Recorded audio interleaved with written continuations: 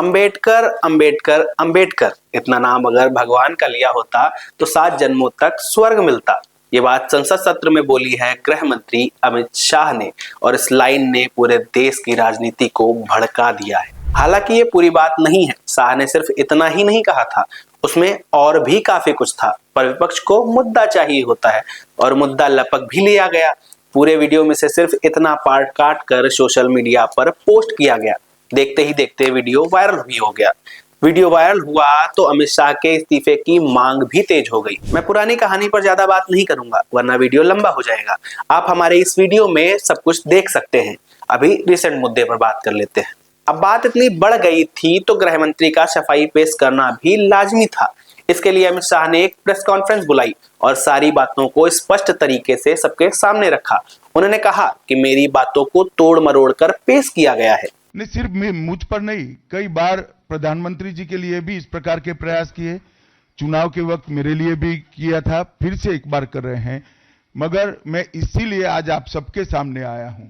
सार्वजनिक जीवन में आपका भी दायित्व है कि क्षीर नीर करने में जनता का मदद करिए, दूध का दूध और पानी का पानी करने में जनता को मदद करिए। मुझे आनंद होता अगर मेरे भाषण के मुद्दों के तथ्यों को वो चैलेंज देती। तथ्य पर चैलेंज देने के लिए कुछ नहीं है। मैंने भाषण का एक एक शब्द तथ्यात्मक है और इतिहास से गर्भ से बाहर आया हुआ है। इसलिए वो इस प्रकार से मेरे भाषण को एडिट कर कर इसको गलत अर्थ निकालकर इस प्रकार का प्रयास करें। बी.आर. अंबेडकर पर हो रहे विवाद को लेकर बात करते हुए अमित शाह ने कहा कि मैं उस संस्कृति से आता हूं जहां भूल कर भी बाबा साहब के विचारों या स्वयं उनका अपमान नहीं किया जा सकता। मैं उस पार्टी से आता हूं, उस संस्कृति से आता हूं जो स्वप्न में भी बाबा साहब के विचारों का या बाबा साहब के स्वयं का अपमान नहीं कर सकते। जहां एक तरफ पूरा विपक्ष अमित शाह को लेकर हमलावर है तो दूसरी तरफ भाजपा कांग्रेस के खिलाफ प्रदर्शन कर नारे लगा रही है।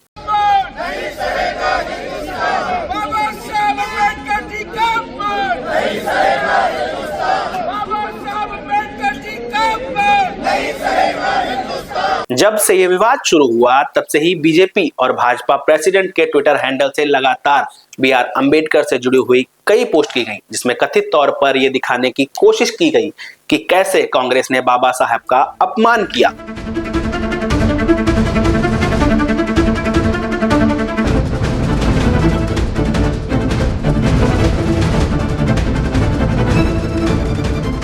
बीजेपी के ट्वीट्स और बी.आर. अंबेडकर के सवालों का जवाब देते हुए कांग्रेस नेत्री प्रियंका गांधी ने क्या कहा वो भी देख लीजिए। ये देखिए, संसद में ये जिस तरह से इन्होंने अपमान किया है बाबा साहेब का, उसके बाद आज सुबह आपने देखा इनका ट्विटर हैंडल क्या है। इनके ट्विटर हैंडल पे बाबा साहेब की तस्वीर के साथ उनने खिलवाड़ की है। ये वही सोच है जो बाबा साहेब की जिनकी जो मूर्तियां हैं उसके हाथ पैर काट देते हैं। ये वही सोच है। इन पे कौन भरोसा करेगा?